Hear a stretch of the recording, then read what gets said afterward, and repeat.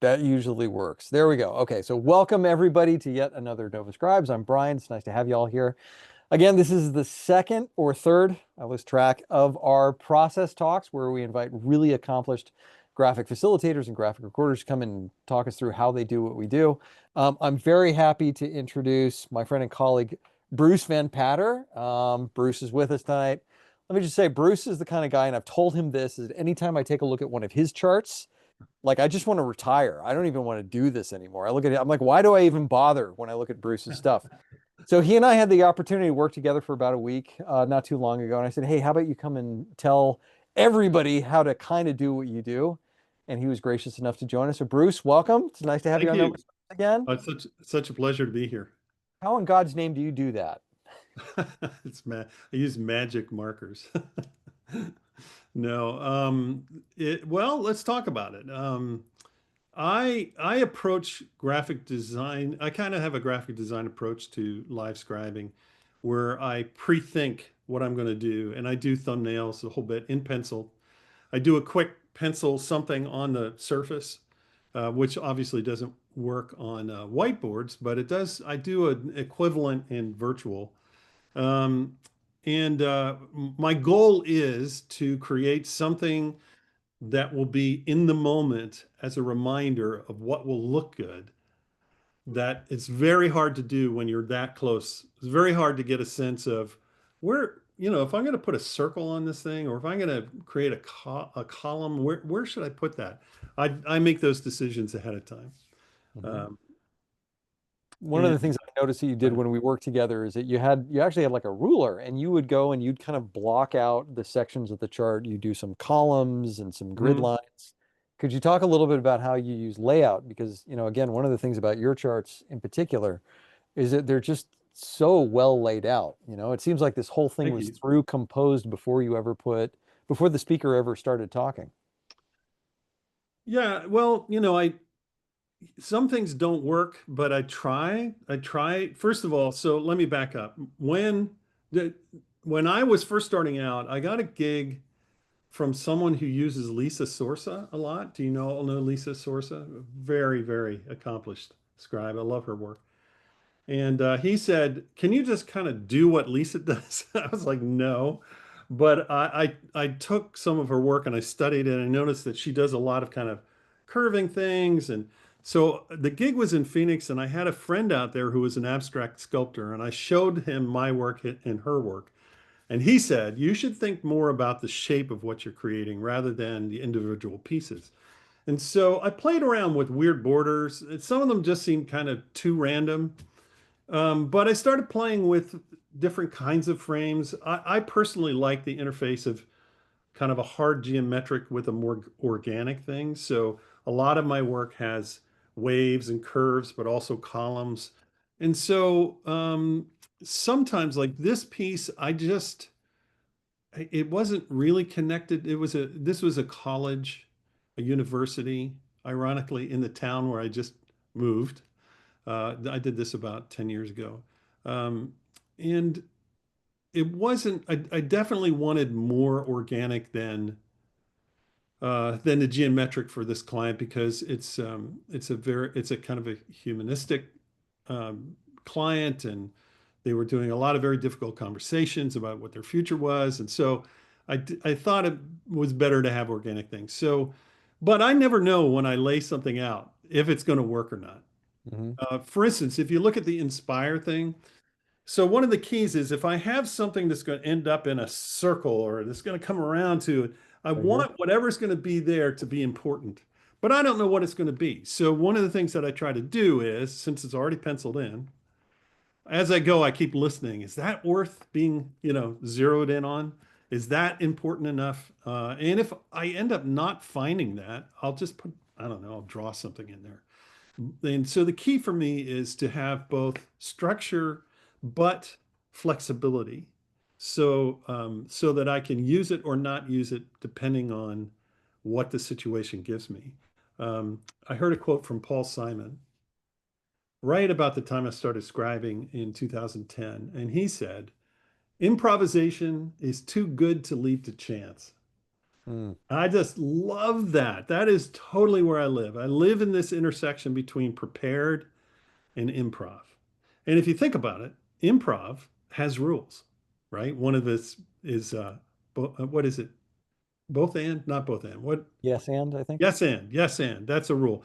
I once scribed an improv jazz quintet, and they talked about all the rules that they had before they start to play. And these are people that had not played before together, which is kind of cool. So yeah, that's kind of where I live. It's a All long. right, so let's explore that a little bit. So Bruce, what are Bruce and Patter's rules of graphic recording improv?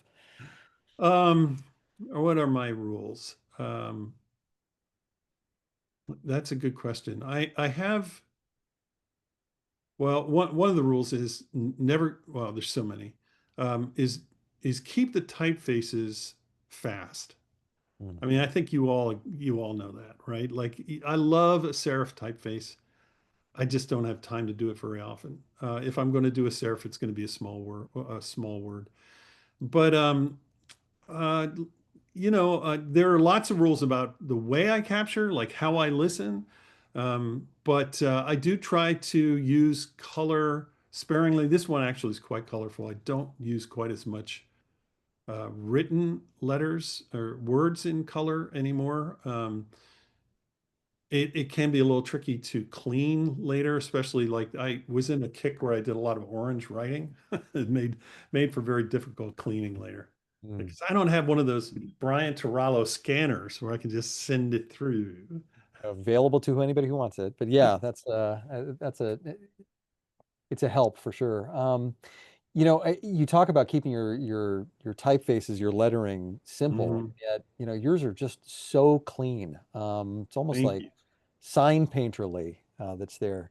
There's a couple of other questions that are coming in, but before we get too far off of lettering, what are some of your techniques around learning lettering and practicing what you do here? I mean, one of the things that I saw you do is you tend to use chisel tips. I didn't see you use a Yeah, whole lot of the brush tip markers.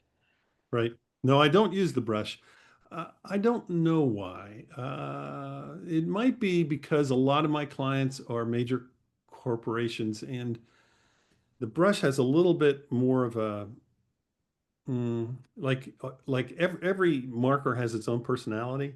Hmm. So brush has a little bit more of a thick and thin. It's a little random, and it's more playful. I guess that's what I would say. It's a little more playful. So um, yeah, I don't know. It might just be that I got used to the wedge tip. So I generally try to pre-title these before the gig. So one of the downsides of what I do is there is a fair amount of prep on a basic. Let's say, a single day probably would be 2 to 3 hours of prep the day before. And getting somebody to pay that is pretty tricky. So I would say about 2/3 of the time, I don't get paid for that time. And there are times when I wonder why I committed to going down a path where other people are getting paid the same amount just to do a day, and I'm doing a day and a half, but I can't get some of these really nice titles um, on the fly. It has to be done in advance. And so, yeah, I find that I tend to do titles tend to either be my handwriting, or I do a lot of condensed italic because it's easy and it's fast and it tends to work for my clients. I did send you today, Brian. I sent you one where I did an extended, where I turned the title sideways, I'll and I pull it did up. I did extended, yeah. And again, this is done in advance or in between sessions. And it was so much fun to do something very different here, and do a different typeface. But sometimes you just have to choose the type based on the time you have. Uh, Hmm. I knew that this client was willing to pay me a little bit of time the day before, so I gave them this really fun, different look, and they were thrilled. Yeah, it looks amazing. And like all of your charts, Bruce. I mean, like when you and I were working together, you even, I can't believe you did this. You scribed my one word checkouts. And if anybody's ever done one word checkouts before, everybody goes around the room and they just say the one word that's on their It's mind. tough. And I actually said, Bruce, don't chart this. It's going to come too fast. But you ignored me and did it anyway. And it was awesome. One of the questions that popped up in chat was, how is it that you decide to move from one section to the next? It might be a good idea to take a look at, one of your more traditional Yeah, versions. okay. So how do you decide that you're going to, move from one section to the next? Do you assign the different sections in advance? How do you do that? No, and so I will say, if I'm going to put a critical eye on my own work, that some of this is not justified that I gave this thing its new column. Sometimes, well, in the work that I do, and I don't know how many of you do these, but when there's breakouts and report outs, there's usually a very structured, there's going to be 6 groups reporting. Each one's going to get 5 to 7 minutes. And so I'll create little pockets, columns, clouds, whatever for those things. But if it's a talk, I just kind of let it roll and fill it up as I go. So in a way, some of this isn't really connected to the content. That would be the brass ring for me, is if, for instance, the digital transformation um, needed to be there, needed to have its own. I mean, sometimes I can sense that, hey, we're going to come to another crossroad here or another change of content, and it needs to be highlighted. Um, but often it's just kind of like whatever the next thing is. And if I With fill that, up the column, I move on to the next column. yeah, yeah. One of the things that you're just so good at is containers, right? Yeah, thanks. And really having amazing structure, because there's a lot of folks that do what Brandy Agerback calls the popcorn style Yeah, chart, where it's just like a bunch of stuff all over the place, and you're like, okay, how do I navigate through this? Where's the directionality? Where's the readability? And I've always found your charts, they're very illustrative, but they're very clear. Like I know I'm going thank to you. read it this I way. worked really hard at that. Yeah, so Yeah. tell me about working really hard at that, because that's like next level stuff. How do you do that? So when I go to, let's say, a 2-day conference or strategic planning meeting, I know there's probably going to be 12 or more charts. So I don't, if I don't create some sense of design, it's going to be where's Waldo? It's just going to be a ballroom filled with visual noise. And so what I want to do is create a good design. It's going to have kind of theme and variation. So I almost always find some type treatment that I'm going to do over and over and over and over. So for instance, in this one, it would be, the technology is an example, technology fallacy is an example of the italic condensed that I love to do because it's quick and it looks sharp.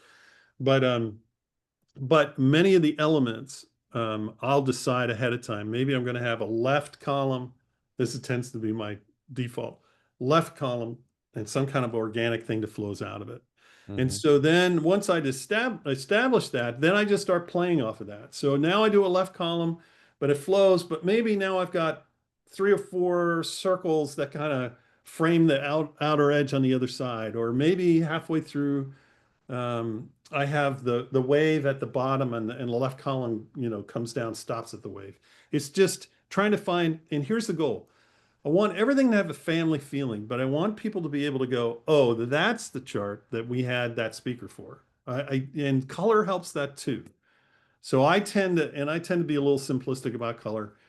I will have like a dominant color on each one. And so, it's a little tricky when you're working with these pan pastels because I don't know if anybody wants to get into pan pastels. I can talk about them. They're wonderful on paper, but it's hard to get the really light colors because the light colors actually have white in them and it can cover up your markers. So, Yeah. you know, Yeah. Speaking of color, we can talk about pan pastels. We can talk about color. Yeah, Dana Wasson, love, hate pan pastels. Dana, I'm yeah, with you. I mean, they have it's really hard to do like this kind of fill yeah, with a marker, yeah, but at the same time, it's really, really hard to clean this digitally afterward. yeah, I quit using the things just because they'd get washed out and, they'd end up getting all burned. Now, Bruce, I don't know if you want to blow your cover or not, but there is something special about Ah, okay. comes the color. It's up Yeah, to all you. right. So, I would not have said this 15 years ago, but I'm colorblind. So I do have challenges with the whole color thing. And I don't really want to get into the whole color blindness thing. I can see colors. It's just colors. I'm color confused is really what it is. And so there are families that are all pretty similar. And all of my markers are identified by initials on the end. Just so I don't I grab a brown thinking it's red.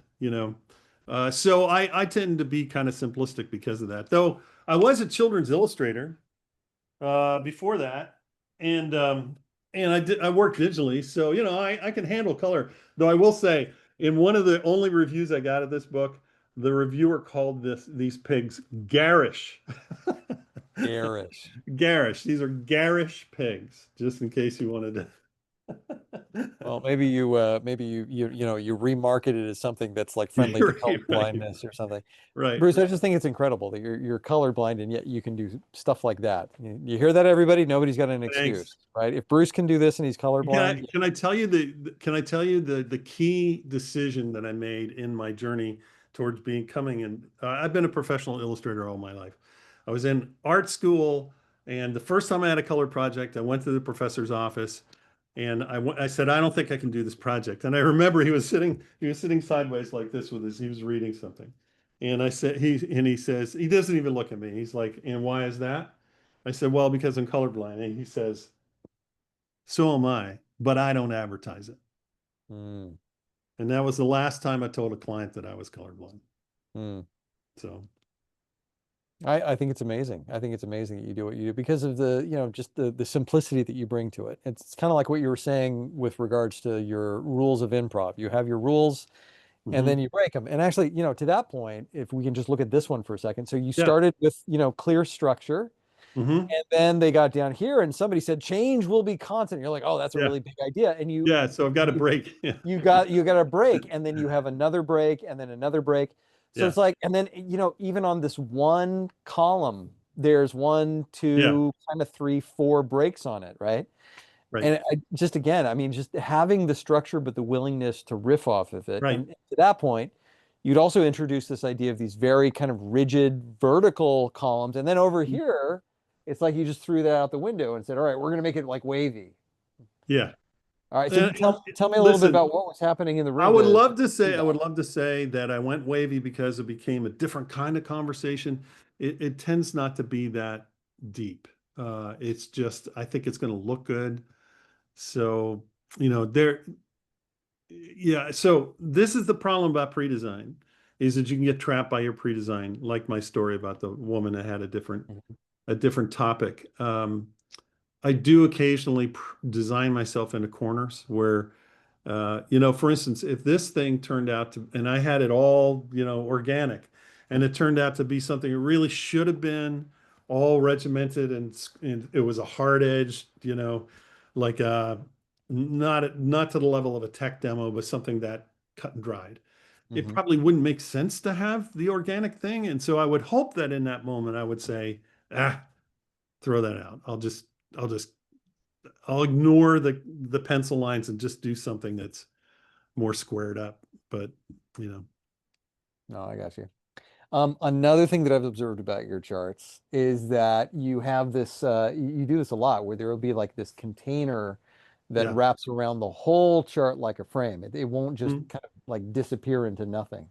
Could you talk about that a little bit? Yeah. So I like to contain on charts partially because adding color, for instance, Brian, could you call up there's a digital piece I sent you today. It has like 3 stages to it. Yeah. Do you want me to start with the first Yeah, one? can we do that one? Yeah, just Sure. put the first one up. Now this is digital scribing.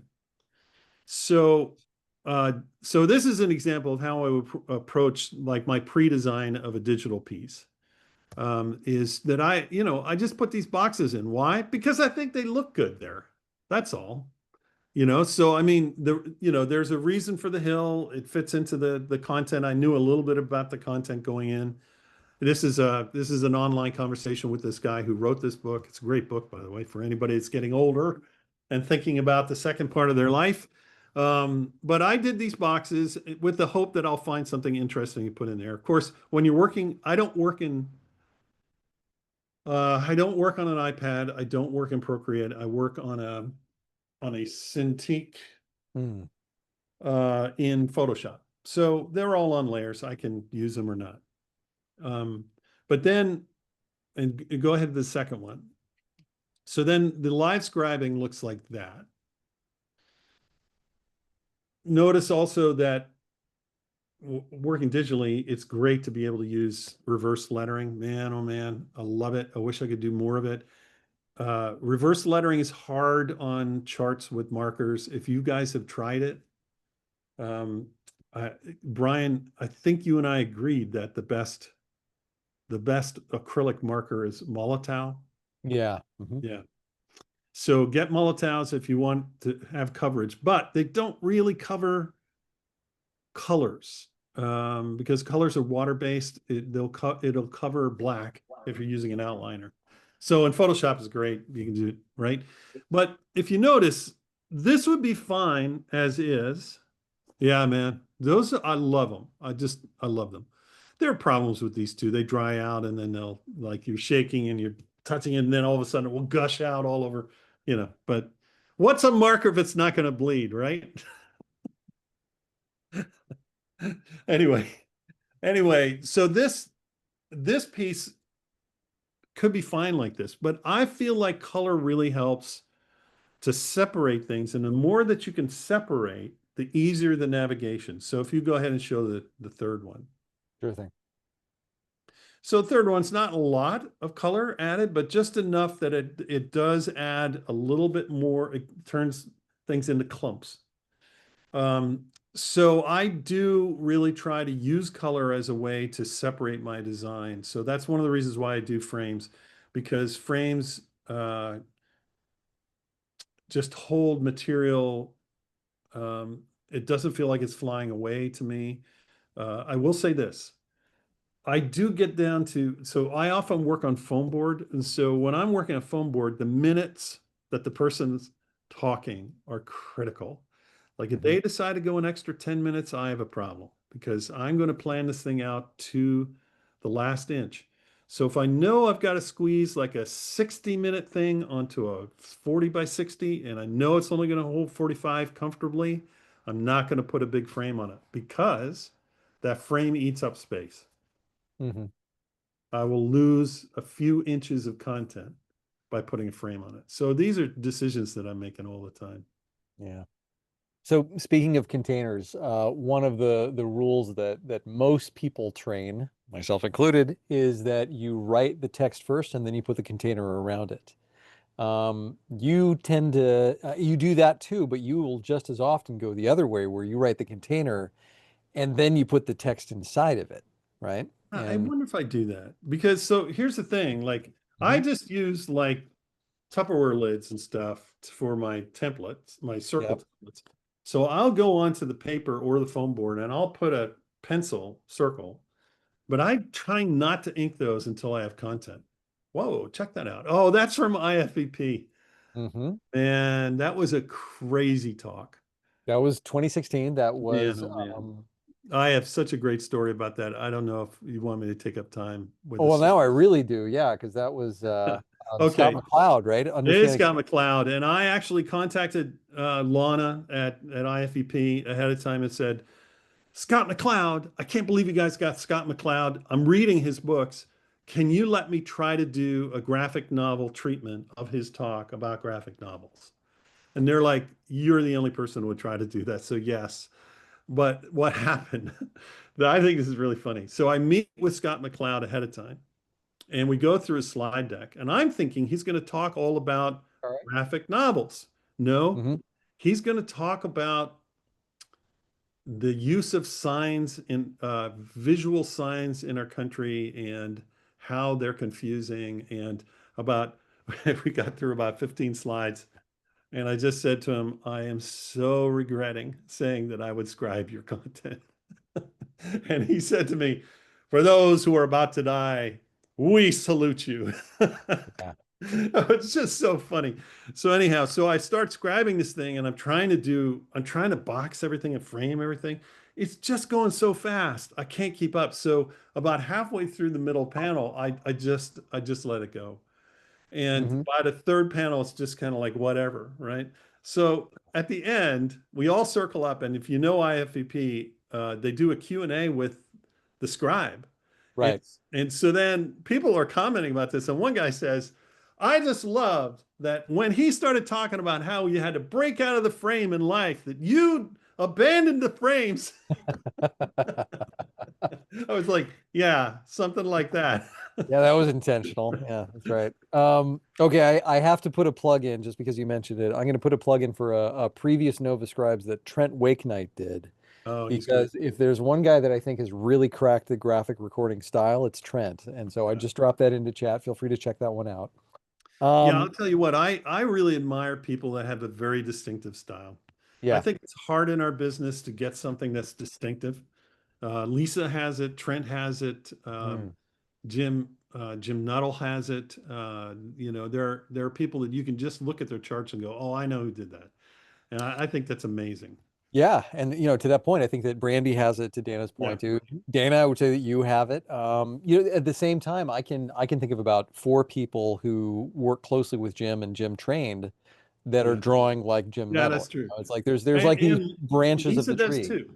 Lisa Yeah, has a number of people working with her that, and I don't know how the style was developed, but they all pretty much can do the same style, which is makes her business scalable.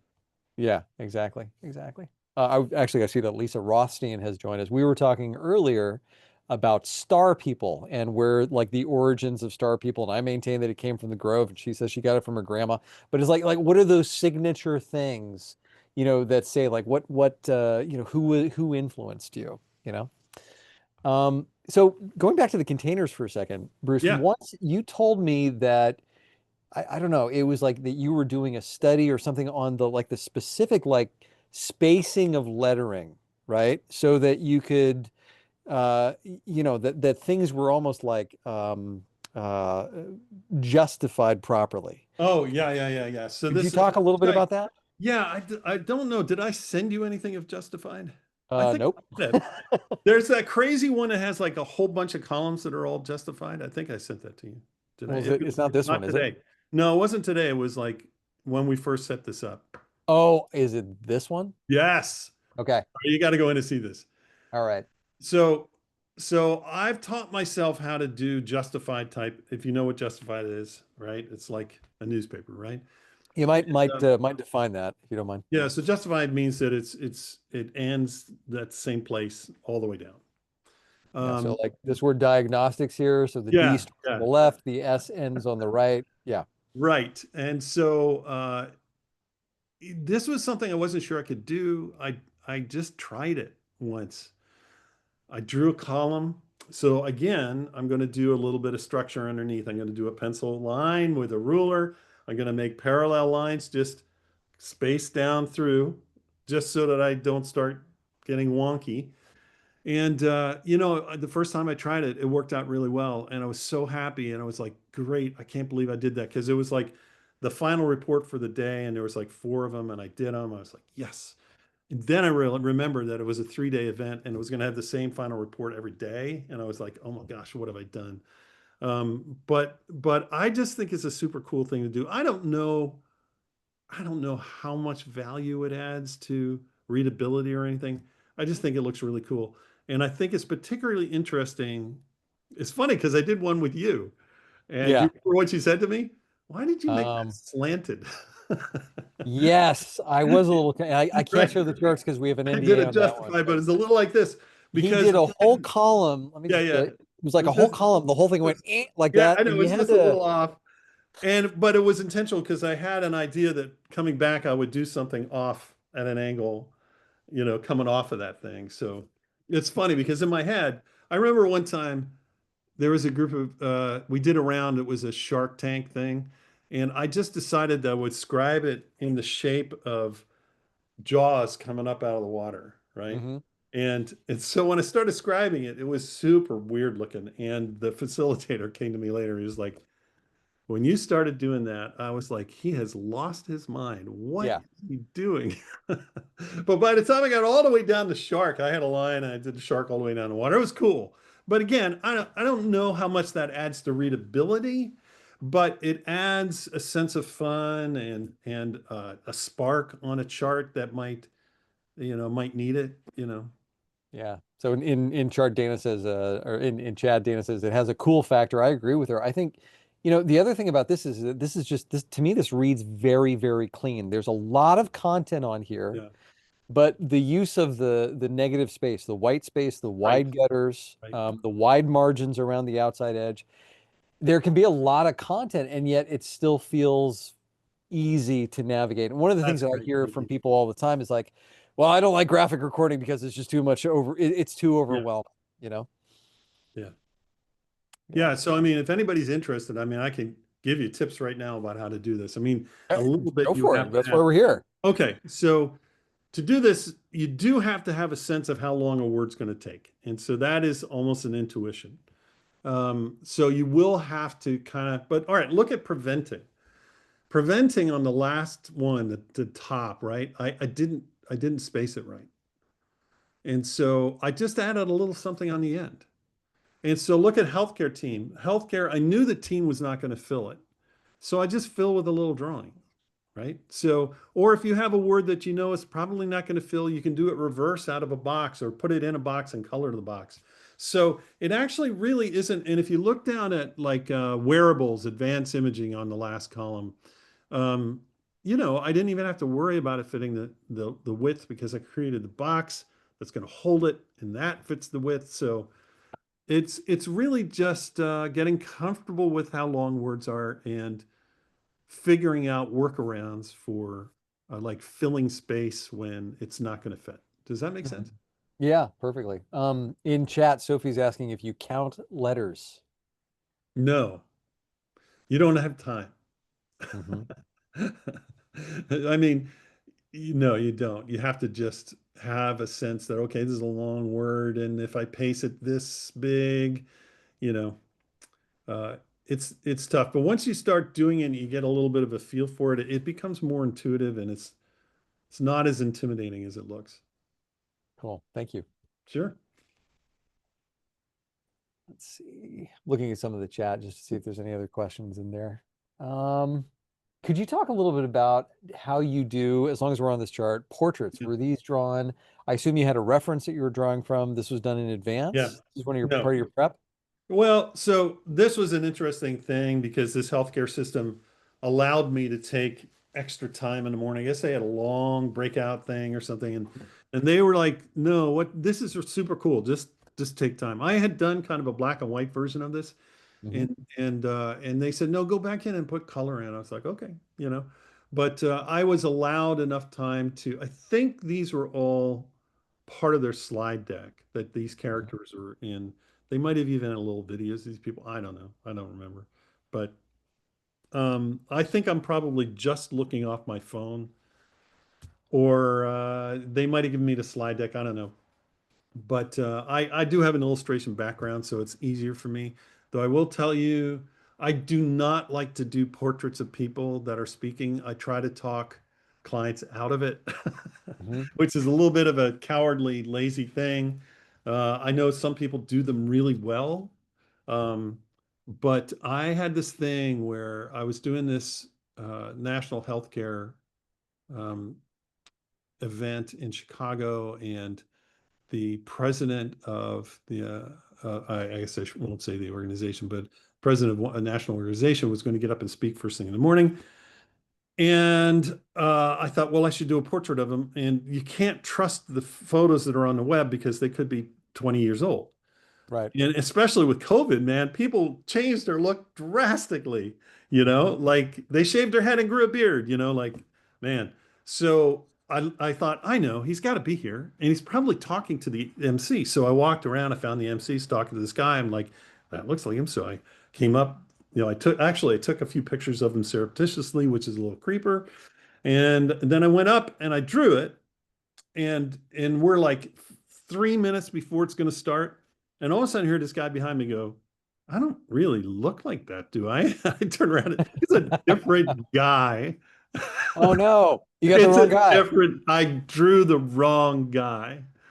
Wow. And oh my gosh, that was so hard to fix because I tried to fix it on the fly with like correction tape and redrawing. Yeah, It's crazy. gotta go with labels for So that. Speaking yeah, of correction tape and thing, I saw you do something that I've never seen anybody do before, what's and that? I wish I could show it off. You did this thing. Let me see if I can describe it. Maybe you've got an example. You did this thing where you drew something, and then let me use this as an example of what you didn't do. Okay. Yeah, So you drew a picture of a person like that. yeah. Then you took the marker, and then rather than carefully going around the outside edge of the thing, you just filled across the whole picture, like left and right. You didn't like not even coloring within the lines. And then later you actually took one of the white markers. Ah, Then you see where I'm going with this, and then yes. like filled in on the inside of this thing. So talk Yeah, about that, because I was like, yeah, how yeah. did this guy Okay. do it? Yeah. A lot of things that drive me are things that I just don't like to do. Like there are things that bother me or I find a chore, I try to eliminate them. So coloring the illustrations that I create is just a chore. And what often happens is at the end of the day, everybody's done, and I'm standing there pulling out markers, deciding what color shirt this guy's going to have, and I just hate it. So recently, I decided just to do a solid panel of color behind a drawing. And then when I'm looking at it, I thought, what if I go back in with that same color marker and do just a little deeper color in the shadow areas? And then remember what I said about the Molotow doesn't really work on the watercolor markers? Yeah, it soaks in. But guess what? That means it's just a subtle highlight. So I went in and I tried it. Like I went in and started hitting lighter areas. And so then it became almost like a monochrome illustration. And so then what I did on this whole piece was I just did different color backgrounds and just maybe a blob shape behind the drawing that I did, and then hit it a little bit with the same color marker and with a white marker. And it looks so cool. So yeah. So now I'm trying to do that because it saves me a lot of annoyance at the end of the day. It's a shortcut. Yeah, I love that idea. Innovation comes from eliminating chores and annoyances. I Yeah. got another one of yours. And again, Well, this this is isn't my another draw with one. orange. Right Well, with I was going to talk right. to you about that because most of the Yeah. time I see like 90% of your drawings are with black, right? And then you go Yeah. back to color. So this was like it's almost like you're breaking your own rules on this one. Is this something that you do a lot? This was earlier in my career, and so I was still trying to figure things out. I don't. There's certain markers that I don't think write dark enough. Obviously, there's a lot of them. Orange is right on the fence for me, but yeah. So, for instance, zero in on the two people that are talking right above partner with patient. Right, yeah, right there. The two Right people. here? Yeah, go over a little bit. Yeah. So I actually think it works sometimes to, if you're going to do a crowd of people, to do somebody in dark marker ahead of time in the front, and then lighter people in the background. It creates some separation, which is kind of nice. It's a nice look. Yeah, yeah, zero back, go back so I can see this thing. This again is, organic shapes. This is, you remember I said about left column, Yeah. organic shapes. This is a And then classic everything example happens of that. after that, right? Uh-huh. Yeah, I do that a lot. I tend to do that as my fallback, but hmm No, I've noticed that you do have that structure of your chart, yeah. and it tends to be heavily structured on the left side, and then on I the know. right side, it's like, okay, whatever. Okay, and here's the reason. Here's the reason. Here's the reason. Because if we're writing right to left to right, Right. the end of the chart is the part that's the hardest for. Don't you think that's true that the end of a chart is the hardest part because you're trying to 100%. manage, 100%. Yeah. you're like watching the clock and you're thinking, are they going to have a wrap up? Like I've learned that panel discussions, a really good panel discussion, which did not happen, I think at the one that you and I worked. Yep. Usually they say, okay, one last comment from everybody on the panel. And I usually save space for that. hmm But then they didn't do that. And then I'm like, oh, man. So it does tend to be more ragged on the right side. So I don't try to have something super structured on that side because I just don't know what's going to happen. Yeah. And then you go back in and fill in with whatever you've got Yeah. on the back end. Okay. I want to open it up to others. So if you'd like to weigh in with questions, you can go ahead and type your questions into chat. If you want to come off mute, you can do that too. It'll pop to the top of the participant list and we can bring your voice in. Bruce, as people are thinking about their questions, what parting advice would you give to the graphic recorder who's just getting started? Don't do TED Talks. That's one. Yeah, that's a really good one. Yeah. Um, I think the prime, I have a lot of people come up to me in events and say, "Oh, my son or daughter would love to do this for a living." And my first question is always the same. How's his or her handwriting? Yes. Hmm. Because a lot of the other stuff you teach, you can teach. You can't teach good handwriting. Hmm. They either have it or they don't have it. So that's key. Is have a style of handwriting that's legible, that you have some play in, so that you can have some of it that's kind of playful and some of it that's matter of fact, that you have different, that you have a range of, I don't know if emotion's the right word, but you have a range of expression, so that if somebody is saying something pretty serious, you have, you know. So for instance, I see a lot of scribes that do kind of a calligraphy thing that bounces a lot, Yeah. right? That's fine unless you're doing like, healthcare and they're talking about cancer patients, Right. Yeah. like The that's a tone little has to bit, fit. yeah, it's a little bit too fun for some topics. So yeah, I would say type is really important. I mean, drawing will come. You can learn drawing. If any of you know Ji Hoon Lee in Korea, she has transformed her ability to draw in the last 10 years. It's amazing. She just taught herself to draw. Hmm. And there's others that I know that have really improved in that area. You can learn. You don't have to draw. I mean, I'll tell you something. If you can draw, it can really help you out of some binds. Yeah. Uh, but you don't You're have to. getting a little bit of pushback in chat, and I got to say, I might agree Yeah. with this, that you can actually learn to improve your handwriting. Okay. Well, oh yes, okay. Because, Heather's been teaching handwriting and people, right. Yeah, you can improve your handwriting. I guess, yeah, okay. Corrected. All right. But what about TED Talks? Why would you steer people away from that? Well, TED Talks.